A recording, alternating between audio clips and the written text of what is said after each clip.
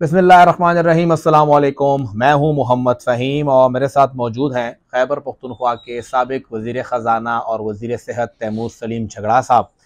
जो सवालात खैबर पख्तूनख्वा से मुताल्लिक हो रहे हैं, जो बातें हो रही हैं, थोड़ा आज बराह रास्त उन्हीं से पूछ लेते हैं कि वही इनके जवाब दें कि इस सूबे को इस नहज पे इन्होंने क्यों पहुँचाया। सर बहुत शुक्रिया। 4 साल आप वज़ीर ख़जाना रहे, ठीक ठाक सूबा चल रहा था, ना तो यहाँ पे कोई डिफ़ॉल्ट का ख़तरा था, ना यहाँ पे कर्ज़ों का मसला था, ना तनख्वाहों का मसला था। लेकिन आपने जैसे कुर्सी छोड़ी तो यहाँ पे तनख्वाहें भी लेट हो गई सरकारी मुलाजमीन की, सेहत कार्ड के पैसे ख़त्म हो गए, रमज़ान के लिए सब्सिडी भी नहीं है। क्या किया आपने इन 4 सालों में? इन्होंने सूबे की तकदीर के सामने लाल बत्ती लगा दी है, लेकिन वो लाल बत्ती हमने सब्ज करनी है। तो मेरे हलके पे और मेरे एनए पे जहाँ पे अरबाब शेर अली कैंडिडेट है, बस याद रखें लोग कि इमरान खान का निशान ट्रैफिक लाइट है। ये कलर में नहीं होगा, ब्लैक एंड व्हाइट में होगा।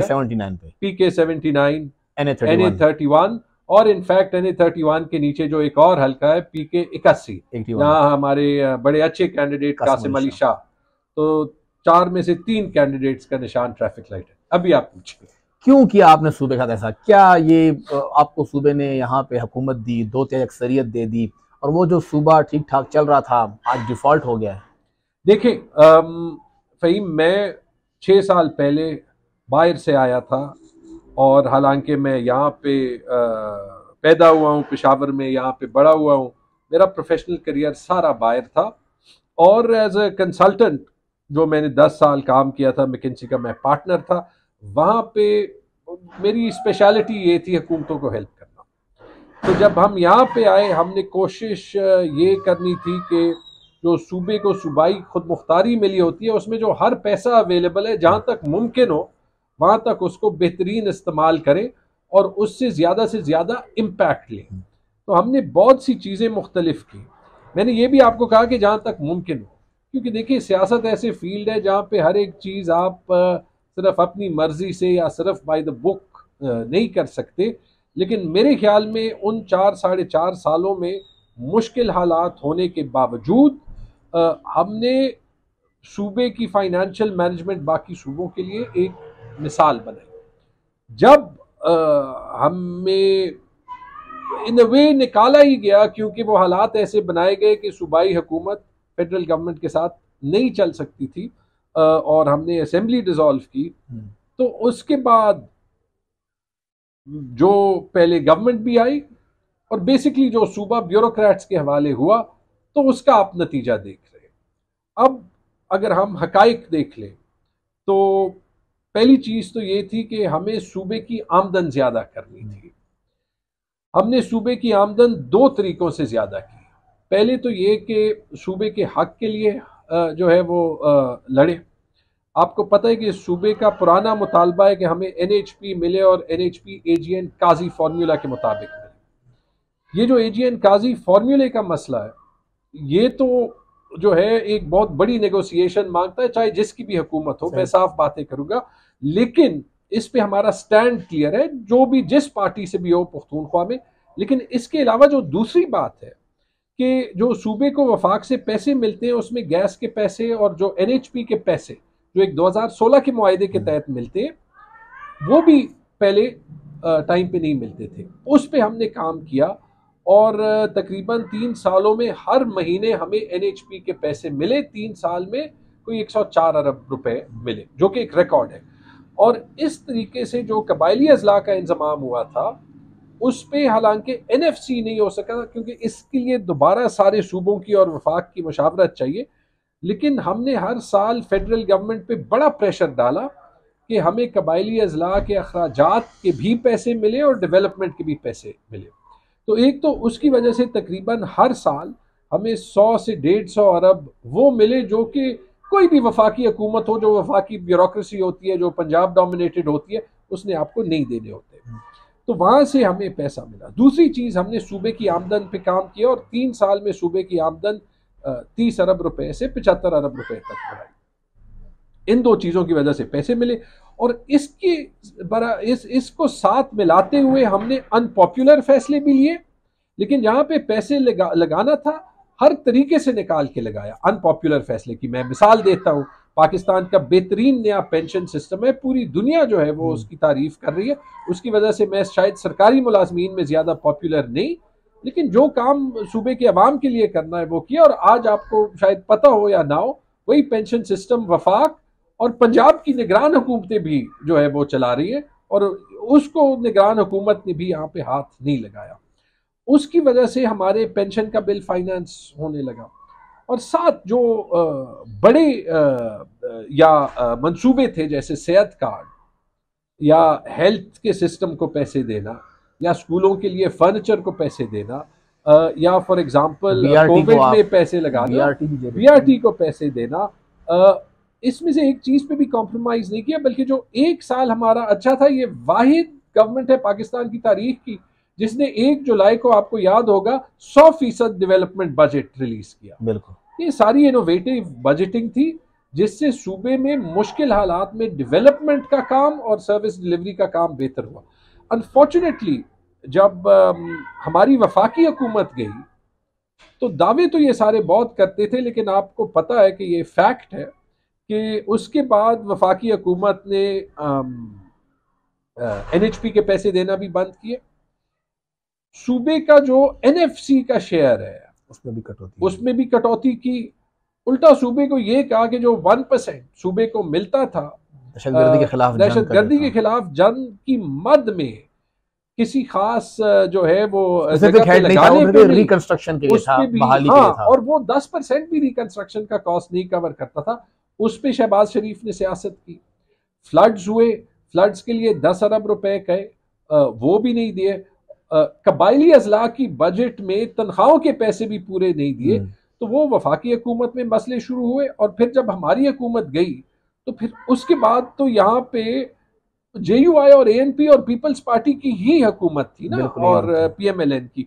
उन्होंने इसके लिए जदोजहद करना ही जो है वो खत्म कर दी। मेरे ख्याल में हिमायत खान करते थे। लेकिन आप कहते हैं कि जी हमने बड़ा अच्छा रिफॉर्म सिस्टम लेकर आए, तो कम से कम एक 5-6 महीने तो सूबा चलना चाहिए था ना। ये भी तो रिकॉर्ड है कि पहली मरतबा खैबर पख्तूनख्वा की तारीख में सरकारी मुलाजमीन को तनख्वाहें नहीं मिली, टाइम पे नहीं मिली। फिर वो सरकारी मुलाजमीन जो आप छोड़ दिया, आपके MTI एम्प्लॉइज, उनको 20-25 दिन वेट करना पड़ता है। यूनिवर्सिटियों में आज भी तनख्वाहों के पैसे नहीं है। अगर वो सिंपल सी चीज थी यार, हम कोई हिंदुस्तान से तो नहीं आए ना। जब निगरान हुकूमत आई, किसी ने सिर्फ एक फ़ोन करना था, 5 मिनट बुलवाना था। ये मसले उस वक्त भी हल हो सकते थे, बाद में भी हल हो सकते थे। इसका सबूत है, फ़हीम हमारे हुकूमत के जाने के 1-2 महीने बाद इसी निगरान हुकूमत ने 20 अरब रुपए 1 महीने में लगाए मुफ्त आटे पे। वो कैसे लगे वो भी आपको पता है। वफाक से मिलने थे, वो मिले नहीं, लेकिन नहीं, वो कभी वफाक से नहीं मिलने थे। यहाँ पे अगर आपको उस कैबिनेट मीटिंग की डिटेल्स पता हो, हालांकि उसकी कभी फाइल नहीं मूव हुई थी, और ये बड़ी सीरियस वायलेशन है। ये केयरटेकर हुकूमत के पास ये इख्तियार ही नहीं था।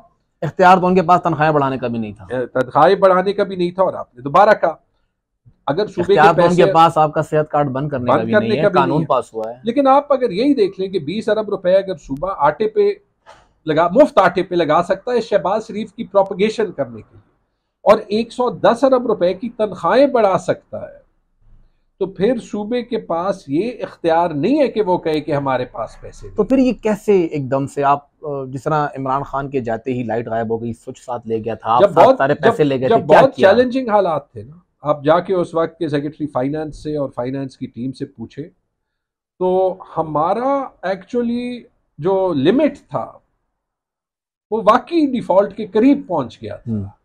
लेकिन ना हमने सूबे को डिफॉल्ट होने दिया, और हमने हर मौका इस्तेमाल किया कि हम जो मुश्किल हालात थे उसको as an opportunity for reform बनाए। तो हमने एक काम किया जो पूरी दुनिया पाकिस्तान से बहुत टाइम से कह रही है, ट्रेजरी सिंगल अकाउंटिंग, कि जो मुख्तलिफ पैसे हुकूमत के कमर्शियल बैंक अकाउंट्स में पड़े हैं वो कंसोलिडेट करने लगे। और वो कंसोलिडेट करते करते हमने जो है वो ना कभी तनख्वाहों में इशू होने दिया, हमें डेवलपमेंट बजट पे फ्रीज लगाना पड़ा। और वो बिल्कुल जायज़ है, क्योंकि उस वक्त पहली तरजीह फ्लड वालों को कॉम्पेंसेशन देनी थी। लेकिन जब हम गए, आपने देखा होगा उसके बाद किसी को फ्लड्स में भी एक पैसा नहीं मिला, नहीं आया पैसा। ठीक है, तो हमने ये सूबा उस वक्त भी चलाया जब सूबे का बैलेंस जो है वो -20 -30 बिलियन था। तो हमें पता था पूरे साल में पैसे आने।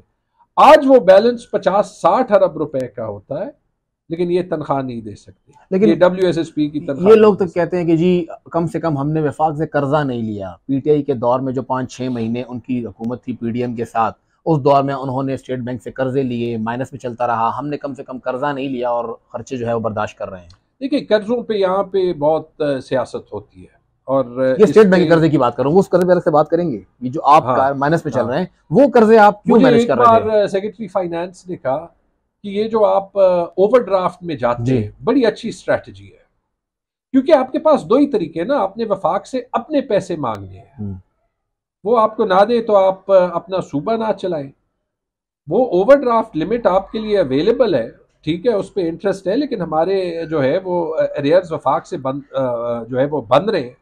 हम अपने हक पे कॉम्प्रोमाइज नहीं करेंगे, तो मुश्किल वक्त में ये करना पड़ता है। ओवरड्राफ्ट में हम एक्चुअली गए कोविड के वक्त में, क्योंकि कोविड के वक्त में जब मईशत तबाह हो रही थी, तो उस वक्त बड़ा ज़रूरी था कि हम जो है वो कोई तरीका ढूंढते कि सूबे की मईशत का पहिया चलता जाए।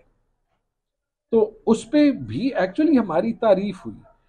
ये जो दोबारा से आप कह रहे हैं ना, अगर वफाक हमें पैसे दे, अभी मेरे ख्याल में वफाक कोई 300-400 अरब का ये सिर्फ वो है जो पिछले डेढ़ साल के अंदर है, वो 300-400 है। अगर वो पुराने हिसाब है फिर 3000 से ऊपर बनते हैं। वो चले ठीक है, वो एक साइड को कर दे ताकि हम उन लेकिन जब से हुकूमत चेंज हुई है तब से अभी तक वफाक हमारे कोई 350 अरब रुपए का कर्जदार है, राइट। तो अब मुझे आप ये बताएं कि जब आप वफाक को छोड़ेंगे कि वो आप से आपके खर्चे बंद करवा दे, तो फिर उनके लिए तो बड़ा आसान हो गया ना, क्योंकि उन्हें पता है कि उन्होंने लेट से IMF को दिखाना है कि जी हमारा जो है वो सरप्लस अकाउंट है, और उनको पता है कि वो यहाँ पे सेक्रेटरी फाइनेंस को या मिनिस्टर फाइनेंस को कह देंगे आप खर्चा ना करें। नुकसान किसका होगा? नुकसान पख्तूनख्वा की अवाम का होगा।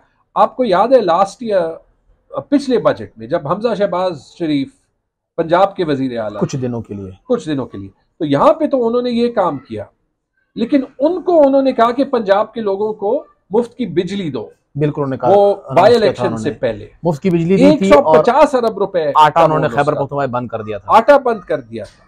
और हम कभी ये सूबों के दरमियान की सियासत नहीं करेंगे, लेकिन PMLN इसकी माहिर है। वही शहबाज शरीफ जो कह रहा था कि वो अपने कपड़े फाड़ देगा यहाँ आटे की कीमत कम करने के लिए, उसने सैलाब सदगान को 10 अरब रुपए नहीं दिए। ये नवाज शरीफ उसके बाद यहाँ पे वोट मांगेगा। अच्छा सर, एक चीज जो एक बहुत बड़ा मसला चल रहा है, जब ANP की हुकूमत जा रही थी तो कोई 90-95 अरब का कर्जा था। हाँ। अभी जो एक्चुअल कर्जा है वो कोई 550 अरब के करीब है, जो कि फाइनेंस डिपार्टमेंट ने अपने बजट जारी किया। जब आपकी हुकूमत खत्म हो रही थी दिसंबर में, ये कोई 550 या 450 अरब के करीब कर्जा था। यानी आपको जो कर्जा 95 अरब का दिया गया था वो आप ले गए 454 अरब पे। ये कोई 350-355 अरब रुपए का कर्जा आपने जो बढ़ा दिया है, तो ये खैबर पख्तूनख्वा की गरीब आवाम इसको कैसे पे करेगी? कौन जिम्मेदार है इसका? ये जो यहाँ पे कर्जों पे डायलॉग्स होते हैं, ये अफसोसनाक है, क्योंकि हमें अभी लोगों को कॉन्शियस बनाना है, उनको समझाना है कि फाइनेंसेस कैसे चलती है। जो कर्जे आप 3 बड़े सूबों के ले लें, पंजाब, सिंध और KP के कर्जे उनके बजट की मुनासबत से तकरीबन 30% है। पंजाब और सिंध के तकरीबन 50% है। पंजाब और सिंध के कर्जों में वो कर्जा भी शामिल नहीं होता जो वो आटे की खरीदारी के लिए हर साल बैंक से लेते हैं, जो पंजाब में शायद 400-500 अरब रुपए सिर्फ वो था। तो पहली बात तो ये कि अगर कोई खैबर पख्तूनख्वा की फाइनेंशियल सूरत हाल देखना चाहे कर्जों की मुनासबत से, तो बाकी सूबों से कंपेयर कर दें। हमारा ट्रैक रिकॉर्ड बिल्कुल सामने, और पंजाब और सिंध दोनों से हमारे कर्जे इंतहाई कम है, पहली चीज। दूसरी चीज, ये कर्जे जो है वो हमारी सूबे की GDP का 2% हिस्सा है, और ये बड़े लो इंटरेस्ट रेट्स पे लिए जाते, तो इनकी जो अदायगी आजकल के पैसों में तकरीबन सालाना आएगी वो 20 से 25 अरब रुपए आती है। तकरीबन इतनी इस साल भी पे हुई है। देखिए सर, कर्जा ठीक है लिया जाता है, लेकिन कर्जा लिया किस लिए जा रहा है ये बहुत जरूरी है। इसमें कोई शक नहीं, एक अच्छा प्रोजेक्ट है बालाकोट हाइड्रो प्रोजेक्ट, कहा जा रहा है 3 साढ़े 3 साल में अपने पैसे पूरे कर लेगा, इतना अच्छा प्रोजेक्ट है, कर्जा लिया, इट्स ओके। लेकिन ब्यूरोक्रेसी के लिए गाड़ियां लेनी है, उनके दफातर के खर्चे पूरे करने हैं, 100-120 अरब का वो कर्जा, बीआरटी बना ली गई, टांक में लोगों के पास पीने का पानी नहीं है, पेशावर के लोग जो हैं वो बड़ी बड़ी बसों में फिर रहे हैं, तो ये पैसे के फिर बीआरटी अपना खर्चा भी पूरा नहीं कर पा रही, तो ये यहाँ पे फिर इसके लिए कर्जा लेना ये जस्टिफाई कैसे होगा? नहीं, जस्टिफाई तो मैं आपको नंबर से कर दिया ना। पहली बात तो ये कि इस पे उन लोगों को एक्सपोज करना चाहिए जो कि कह रहे थे कि 1000 अरब रुपए या 987 1000 तो नहीं है, वो तो क्लियर है, फाइनेंस का ओरिजिनल डॉक्यूमेंट पड़ा हुआ है वेबसाइट पे। अच्छा, ये वाहिद सूबा है जो ये डॉक्यूमेंट्स जो है वो पब्लिश करता है, और ये रिवायत हमने ही शुरू की, क्योंकि ये ट्रांसपेरेंसी जब होगी तो आप बाकी ये मुश्किल सवालात कर सकेंगे, वफाक भी नहीं करता। अब दूसरी बात उसमें ये कि हमारे एक्चुअल जाते हुए मेरे ख्याल में आप अगर मार्च 2022 तक का देख लेना, जिस वक्त हमारी वफाकी हुकूमत फेडरल गवर्नमेंट आपकी थी, तो उस वक्त कोई 360-370 अरब रुपए। जी बिल्कुल ऐसा ही था। और उसके बाद जो कर्जा ज्यादा हुआ है, इन्फ्लेशन, वो पैसा, तो वो तो डॉलर की कीमत गिरी है, कीमत जो बढ़ी है रुपए के लिहाज से, तो वो तो वैसे पीडीएम के साथ हिसाब करनी चाहिए, क्योंकि मतलब कि अगर आप इसी लॉजिक से देखें, जो मैं अक्सर नहीं करता, तो एमल वली, मौलाना फजल रहमान, शहबाज शरीफ और बिलावल भुट्टो, इनकी दौरे हुकूमत में खैबर पख्तूनख्वा पे 180 अरब रुपए का कर्जा तकरीबन सिर्फ 18 महीनों पे चढ़ा। कर्जा लिए बगैर कर्जा चढ़ा, कर्जा लिए बगैर इन्होंने चढ़ाया, तो इसका हिसाब कौन देगा? जहां तक आई बीआरटी की बात, देखिए एक चीज से मैं आपकी एग्री करता हूं, ये सरकारी गाड़ियां, ये जो हम ब्यूरोक्रेसी के लिए ये पूरा निज़ाम चलाते हैं ना, माजरत के साथ पिछले 8-9 महीनों ने दिखा दिया कि, और मैं तो ये हमेशा कहता रहा हूं कि जो ब्यूरोक्रेसी में अच्छे लोग हैं और जो ब्यूरोक्रेसी का निज़ाम ठीक करना है, हमें उस पे जाना चाहिए। हमने तो ये मंसूबा भी बनाया था कि ये सारी गाड़ियां जो है वो हम लीज करके इनके हवाले कर देंगे, हुकूमत के पास गाड़ियां भी नहीं होंगी, जो सरकारी घर बनते हैं उसके बजाय भी हम इनको एक पैकेज देंगे कि ये घर खुद बना सकते हैं, सारा कुछ मोनेटाइज करके हुकूमत पे बोझ भी कम पड़ेगा। इन चीज़ों के लिए तो बिल्कुल कर्जे नहीं लेने चाहिए। लेकिन अगर आप बीआरटी की बात कर लें, हालांकि ये खटक साहब का प्रोजेक्ट था और वो ऑन करते हैं कि मैंने बनाया, वो कह रहे हैं इसमें खटक साहब का एक रोल था, हालांकि मेरे ख्याल में इसकी प्लानिंग बेहतर हो सकती थी, इसमें कोई शक जो है वो नहीं है, शायद इतना जल्दी नहीं करना चाहिए था जितना उन्होंने किया। लेकिन बीआरटी ने पेशावर की इकोनॉमी को जो फायदा पहुंचाया है, तो जो उसके लिए सब्सिडी देनी पड़ती है, और वो बात भी उनको नहीं कहनी चाहिए थी कि इसकी सब्सिडी नहीं देनी पड़ेगी, क्योंकि सब्सिडी हर पब्लिक ट्रांसपोर्ट प्रोग्राम की देनी पड़ती है। ये पीएमएलएन वाले कहते हैं ना कि बीआरटी की सब्सिडी पख्तूनख्वा हुकूमत देती है, लाहौर और मुल्तान और इस्लामाबाद में इससे ज्यादा, ऑरेंज मेट्रो तो सबसे महंगा। लेकिन बीआरटी पे पेशावर के लोग जितने खुश हैं, और पेशावर सिर्फ पेशावर के लोगों का नहीं है, पेशावर में पूरे सूबे के लोग रहते हैं और उससे पूरे सूबे की इकोनॉमी चलती है। तो अगर हम कर्जे मुनासबत से लें, उससे हमारा फाइनेंशियल सिस्टम हम और बेहतर करते जाएं, हम अपना पब्लिक सेक्टर का रिफॉर्म करते जाएं, जैसे हमने पेंशन के निज़ाम को बेहतर किया, जैसे मेरे ख्याल में हमें अभी डेवलपमेंट बजट से ज़्यादा सर्विस डिलीवरी पे फोकस करना चाहिए। जो 35,000 स्कूल हैं, जो हमारे 2000 तकरीबन अस्पताल और BHUs हैं, तो हमारी स्पेंडिंग बेहतर होगी, हम अवाम के साथ झूठे वादे नहीं करेंगे और लोग खुश होंगे। एक मिसाल इस पे ले लें, हमने कबायली अजला में 19 अस्पताल आउटसोर्स किए, बिल्कुल तालीमी इदारे भी करने वाले थे, वो एक और पॉलिटिकल स्टंट था कि 60 और अस्पताल करने वाले थे, लेकिन एक और पॉलिटिकल स्टंट था कि जब हमारी हुकूमत गई कि इसको देखते हैं इसमें क्या हुआ है, उसको भी बजट इन्होंने नहीं दिया। वहां पे एहतजाज हुए, क्योंकि हमें पता है कि हमारे निजाम में पेशावर से डॉक्टर ने औरंगजेब या वजीरिस्तान नहीं जाना, ठीक है, तो क्यों हम जो है वो सरकार को सिर्फ नौकरियां देने के लिए जो है वो करते हैं। इस सूबे का पैसा और इस मुल्क का पैसा, उस पर इख्तियार इस सूबे और इस मुल्क का अवाम का है। हम एक सिस्टम सिर्फ नहीं चला सकते जो अंग्रेज ने आज से 100 साल पहले। तैमूर साहब देखें, अब जारी बात है कि पीटीआई ठीक है, उन्होंने ट्रक की बत्ती का भी मसला बन गया है, कोई बैंगन का निशान है, किसी का रैकेट और वायलन एक की तरह है, किसी के पास अदसा है और रैकेट लेके फिर रहा है, मसले बहुत है। लेकिन कोई प्लान भी तो होगा। अब इस वक्त सूबे की जो हालत है, आपके ताल्लुकात भी होंगे, आपको मालूमात भी होगा कि सूबे की हालत क्या है। दो चीज़ों के मुझे जवाब दे दीजिए, अगर आपको तीसरी बार मौका मिलता है तो क्या आप भी अगले 1.5-2 साल यही कहते रहेंगे कि पीडीएम ने तबाही की है, इसलिए पहले 2-3 साल मुझसे कोई रिलीफ की तवक्को ना रखो? नंबर 1। और नंबर 2, जो कुछ हमने मतलब खैबर पख्तूनख्वा ने किया है बैनुल अक़वामी इमदादी इदारों के साथ, एशियन डेवलपमेंट बैंक हमें धमकियां में खत लिखता है कि आप मुआहदे की खिलाफ वर्जी कर रहे हैं, हमारे माफ छोड़ देंगे, लेकिन लिखा है AFD आपसे खफा है, वर्ल्ड बैंक आपसे खफा है, तमाम बैंक आपसे खफा है, उनके साथ क्या करेंगे? ये 2 सवाल के जवाब दे दीजिए। देखिए, जब हम यहाँ पे होते थे तो ये सारे इदारे कहते थे कि पख्तूनख्वा की हुकूमत पूरे पाकिस्तान में सबसे प्रोग्रेसिव है। पहली चीज तो ये है। दूसरी चीज, इसमें तो कोई शक नहीं कि पीडीएम ने पाकिस्तान की मईशत को तबाह किया है। अभी तो बिलावल भी मानता है कि नवाज शरीफ से बड़ा धोखेबाज सियासतदान है ही नहीं, लेकिन उनको तो छोड़े, PMLN की टीम को ही ले ली। मिफ्ता इस्माइल, शाहिद खान अब्बासी, सरदार महताब अब्बासी, जो कि वाकई इस सूबे के एक अच्छे वजीर आला रहे, बिल्कुल, जिनको एडमिनिस्ट्रेशन भी आती थी, उनको पार्टी से निकाल दिया।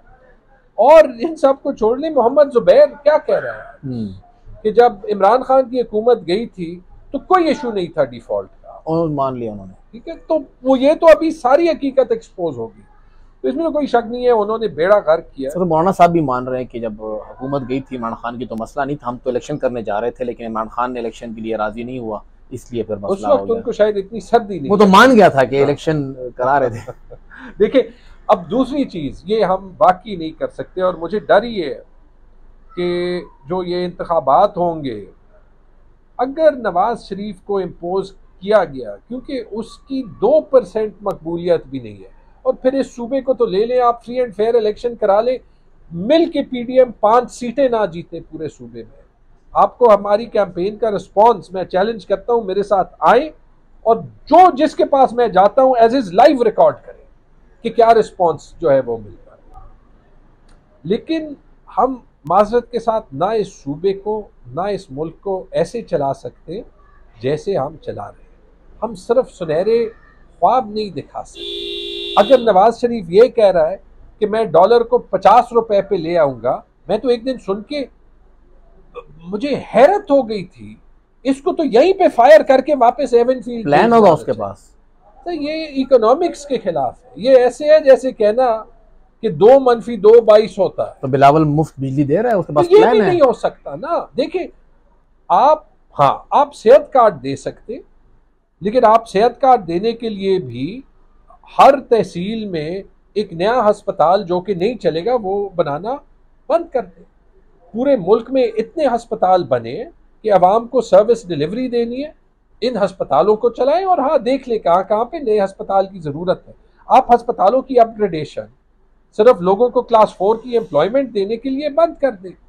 आप जो है वो इसी तरह ये दुनिया में कोई मुल्क नहीं होगा जहां हर जिले में एक सरकारी यूनिवर्सिटी होती है और वहां पे कोई पढ़ाई नहीं होती है। मैं तल्ख हकीकतें इसलिए बता रहा हूं कि ये जो सख्त वक्त गुजारा है, कोशिश तो इससे पहले भी की थी, लेकिन फ़हीम, हमारे सियासत में अगर हमने सिर्फ ये सुनहरे ख्वाब दिखाने, उस दिन नवाज शरीफ ने कहा कि मानसेरा में मोटरवे बनाएंगे तो एयरपोर्ट बनाएंगे तो ये बनाएंगे तो वो बनाएंगे।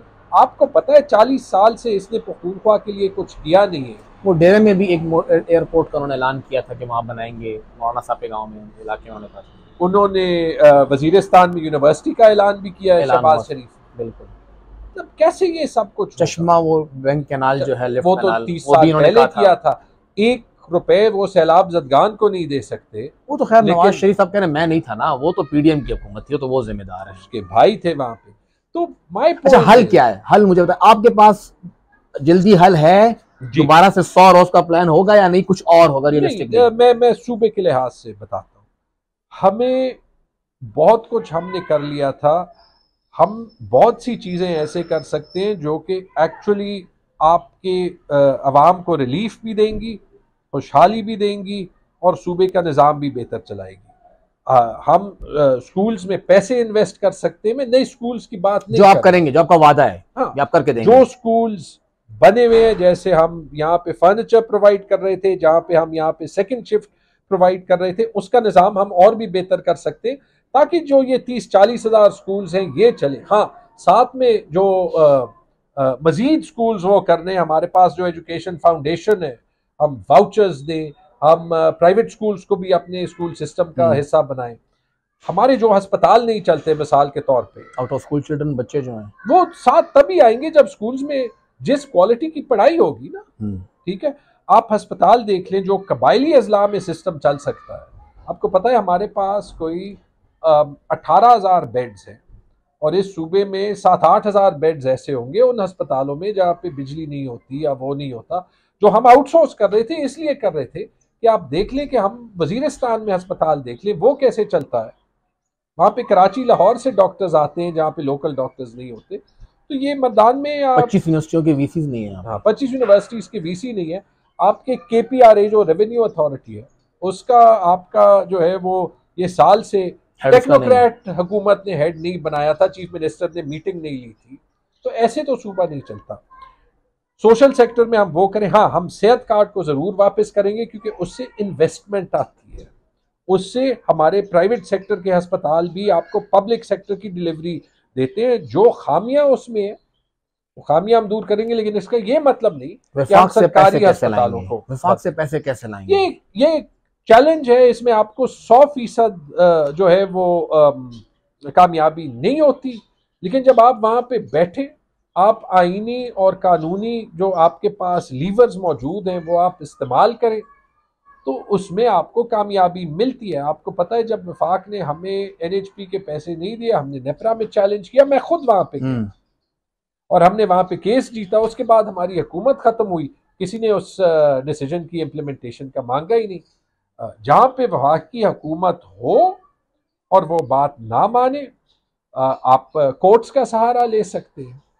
और हमने अपनी हुकूमत में भी लेने के बारे में सोचा था, जब चूंकि एक फेडरेशन चलता ही ऐसे है। और जो ये तनख्वाहें बढ़ी हैं मुलाजमीन की, कहा जा रहा है कि आप वापस आएंगे तो इसको रिवर्स करेंगे। नहीं, रिवर्स किसी चीज को नहीं करेंगे, लेकिन तनख्वाहों का निज़ाम, पेंशन का निज़ाम, सरकारी ब्यूरोक्रेसी का निज़ाम, ये बेहतर ज़रूर करना है। अगर ये पिछले 8-9 महीने में भी किसी को नहीं पता चला, जब आपको 22 ग्रेड के अफसर कहते हैं कि हम मजबूर हैं।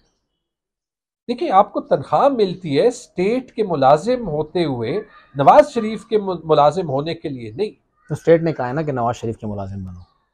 उस पर मैं कमेंट नहीं कर सकता। मैंने इलेक्शन लड़ना है, मैं इलेक्शन पे फोकस करूंगा। लेकिन अगर यहाँ पे बाकी हर इदारा अपना रोल करता, अगर पुलिस अपना रोल प्ले करता, अगर सिविल ब्यूरोक्रेसी अपनी रोल प्ले करती, वो तो हम फिर एक अजीब सी दुनिया में होंगे। हम लोग बहुत ज्यादा उम्मीद कर रहे हैं। आखिरी सवाल, रियलिस्टिकली कितनी सीटें बल्ला जाने के बाद आप लोग एक्सपेक्ट कर रहे हैं? देखिए, मेरे ख्याल में 115 सीटें इंशाल्लाह PTI को 100 से ज्यादा जीतनी चाहिए। लेकिन आपने रियलिस्टिकली कहा, तो इसमें अगर हालात देख के हम देख नहीं, वो तो होगी ना, आप उससे इनकार तो नहीं कर सकते ना। सोचे हम कैसे मुल्क में रहते हैं कि आप कह रहे हैं कि धांधली तो हर इलेक्शन में हुई है, लास्ट टाइम भी हुई है, RTS बैठ गया था, कुछ हुआ था, हमें नुकसान जरूर पहुंचाया था। बल्कि इस हल्के में मेरे 600 वोट, आप लोगों को नुकसान हुआ था RTS के बैठने से। नुकसान हुआ। अच्छा, इस बार जो सिस्टम बैठेगा उसके बाद आप क्या एक्सपेक्ट कर रहे हैं, कितना आएगा? देखिए, इंशाल्लाह मुझे यकीन है कि खैबर पख्तूनख्वा में 2/3 मेजॉरिटी आएगी।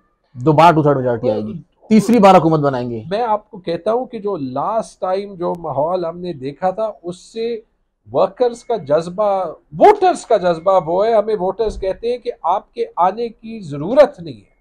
हाँ, ये चैलेंज हमें जरूर होगा। ये जो सिंबल लिया गया है, अगर साफ बात करें, ये इसलिए लिया गया है कि हमारे कैंडिडेट्स को इलेक्शन के बाद तोड़ा जाए।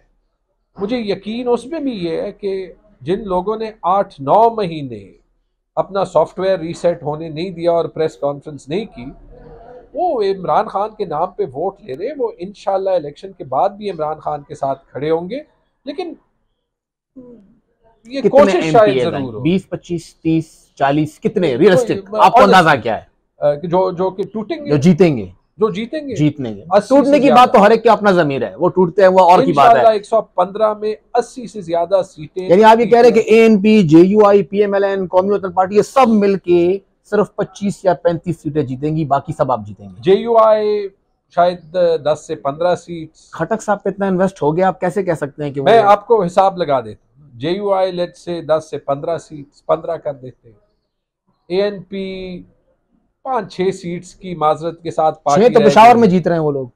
नहीं 6 नहीं जीत रहे, 4 सीटों पे तो उनके कैंडिडेट्स हैं जिनका कोई चांस है, वो भी चारों हारेंगे। लेकिन यही मैं इंशाल्लाह, लेकिन मैं आपको यही कह दूं कि ANP, यानी आपको लग रहा है कि इस बार आप तीनों कजन इकट्ठे असेंबली में नहीं होंगे, बाकी दोनों कजन आपके नहीं जीत रहे, समर बिलोर और हिशाम। मेरे खालू हैं, अनवर सैफुल्लाह खालू हैं, लेकिन लगता है कि आपको असेंबली में नहीं आए। ये सिर्फ PTI का इलेक्शन है। और आपको समर बिलोर भी नजर नहीं आ रही असेंबली में? मुझे लगता है समर बिलोर 10,000 वोट से अपना सीट जो है वो हारेगी। वहां पे हमारे पास लकी में शेर अफजल मरवत है, तो जो है वो अभी वो तो एक कौमी नेशनल लेवल का। हाँ जी, तो आप देखिए वो नीचे भी सीट्स कैरी करेगा। इंशाल्लाह 80 से ज्यादा सीटें होंगी PTI की सूबाई असेंबली में, इसमें तो कोई शक नहीं है। JUI 15 सीट्स, ANP 5 से 10 सीट्स, PMLN और पीपल्स पार्टी मिल के 5 से 10 सीट्स, 15, 10, 10, 35। कौन रह गया? खटक साहब की। खटक साहब के तो सारे हैं 39 कैंडिडेट्स। चले आप 5 सीटें खटक साहब। नहीं, खटक साहब कह रहे हैं 7 तो मैं खुद जीतूंगा ना, 7 तो वो खुद जीत रहे हैं, तो वो तो एक ही रख सकते हैं। लेकिन उनके दामाद हैं, उनके बेटे हैं, फिर महमूद खान साहब ने नौशहरा से भी जो रिपोर्ट्स आ रही है, नहीं मेरे ख्याल में आप खटक साहब को 2 से ज्यादा सीट्स नहीं, वो तो कह रहे हैं कि ये जो 80 PTI की सीटें हैं ये मेरी है, वो कहते हैं मेरी है, ये सबसे मेरी बात हो चुकी है। नहीं तो फिर वैसे खटक साहब हमारे बड़े हैं और उनको रहना चाहिए। अगर खटक साहब इलेक्शन जीतने के बाद आपके साथ शामिल होते हैं और आप में से किसी एक बंदे को वज़ीर आला मानते हैं, नहीं देखिए वेरी क्लियर, ये मैं जाती तौर पे भी कहूँ, अगर हम इस PTI इस इलेक्शन के बाद वो लोटों की सियासत करे या जो बंदा करे तो वो अपनी सियासत ख़त्म करेगा, वो पाकिस्तान की सियासत को बहुत बड़ा नुकसान पहुंचाएगा, उसको अवाम कभी माफ़ नहीं करेगी। जो आपने खटक साहब का पूछा, उनकी पार्टी का, उसमें बहुत से ऐसे दोस्त हैं जो कि करीबी दोस्त रह चुके हैं, लेकिन मुझे PTI का कोई वोटर नहीं नज़र आ रहा जो उनको वोट दे। बहुत शुक्रिया सर, आपने हमें वक्त दिया और काफ़ी क्लियर बात हुई, झगड़ा साहब के साथ भी रियलिस्टिक बातें भी हुई, साफ भी कहा कि हुकूमत में आए तो जल्दी से रिलीफ नहीं होगा, जो मसला हुआ है उसको कवर करने में टाइम लगेगा, और उन्हें लग रहा है कि 80 के करीब सीटें खैबर पख्तूनख्वा में PTI निकालने वाली है, यानी 2/3 मेजॉरिटी से भी ज़्यादा। 8 फरवरी को मालूम होगा कि ये ट्रैफिक सिग्नल या बैंगन का निशान, रैकेट का निशान, रेडी का निशान, ये सब कामयाब होते हैं या उनके मुकाबले में निशान जो हैं वो कामयाब होते हैं।